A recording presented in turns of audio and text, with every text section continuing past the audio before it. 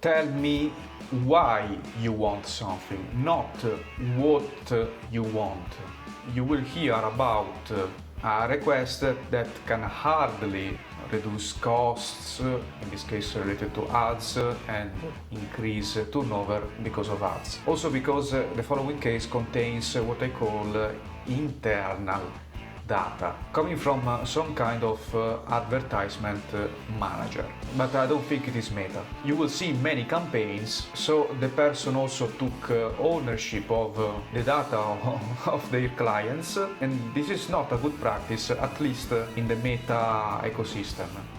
This person wanted a custom analysis of the data you see that includes advertising performance from 27,000 campaigns. They want data cleaning, descriptive statistics like mean, median, min-max for 5 variables, segmentations, that means averages for each variable and segment. For example, one segment is this kind of category. Then correlations between variables and a linear regression. But the problem is that when you have internal data like this, you can't do much than a, let's call it, academic feast of descriptive statistics. We could see, for example, that some categories perform better in terms of the return on investment, but we can't know why, because with this data we can't understand why. We could also understand that the more the spending, the less the cost per acquisition, and that depends mostly on the algorithm of the campaign, I presume.